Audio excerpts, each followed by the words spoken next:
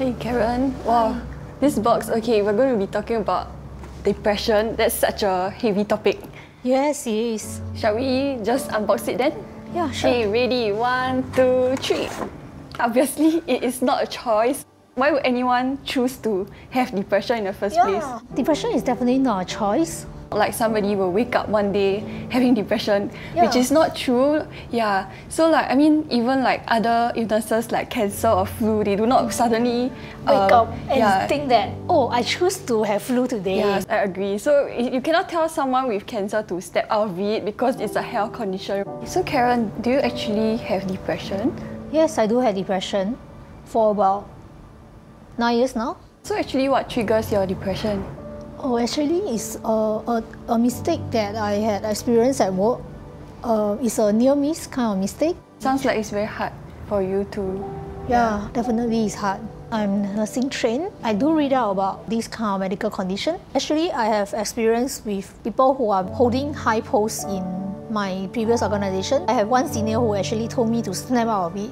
I had insomnia and also loss of appetite for about 3 to 4 months, and also had self-harm behavior before I went forward to actually seek help. I think that's very brave of you to actually step out to seek help, because not everyone has the courage to tell others what they go through.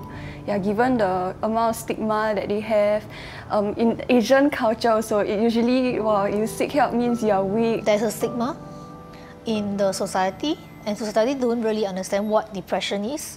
And they just think that you are just emo. Okay, so I'll open the next layer. So this one says, depression is a way to seek attention. Definitely not. No way, it's not, definitely. I do not want to attract attention because I share with people that I have depression. I think there's a difference between seeking attention and seeking help. So sometimes people mistake some of the intentions behind the things that they say or the things that they post. What will you think about people who always like publicize their like angst or like frustration or like ventilating on social media? What do you think is the difference between someone doing that versus someone who is trying to seek help through social media? I think we should give people a benefit of doubt. We should not actually see them as trying to attract attention when they post on social media. Shall we open it?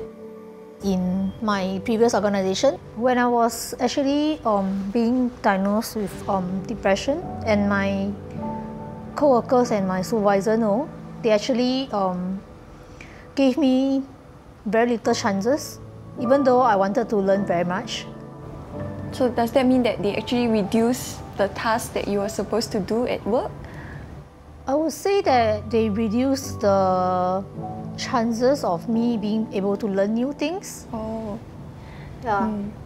I think it's not fair for someone who has been diagnosed with depression to be assessed that they are not able to handle work tasks. You should assess them based on their capabilities instead of their diagnosis.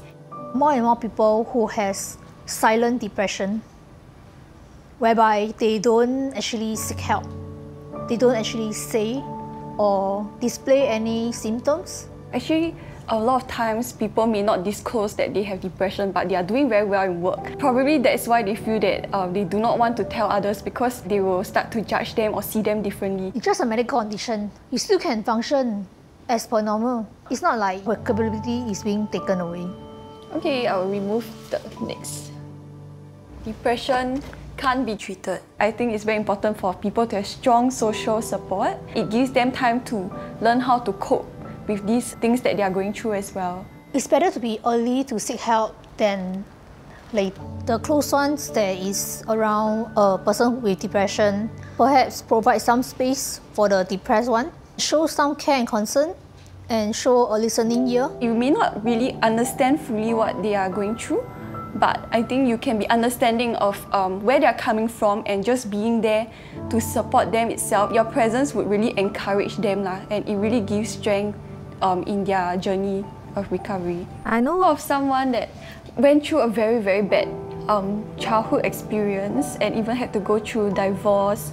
The family left her, but she continued holding on to her job, and eventually her family actually came back and they were reunited. I thought that was a very touching moment when she shared about this with me. What does it say? Don't let society put you in a box. You don't belong in one. I think it's true. In Singapore also, you know, like every time formulas, it has to be in a certain way. People will say like, oh, you have to behave in a certain way, which restricts your individuality or personality or even a condition that you may be in. The box that people put me in is that I'm not good enough. After I have unboxed all these myths about depression, I feel great because I'm able to actually tell others what is the truth. Yeah, I think it's not easy for you to really step up. You put yourself out there to be vulnerable to help others who are seeing this video to seek help. That itself is very encouraging and inspiring for me. Yeah, and I'm sure to others who are watching this as well.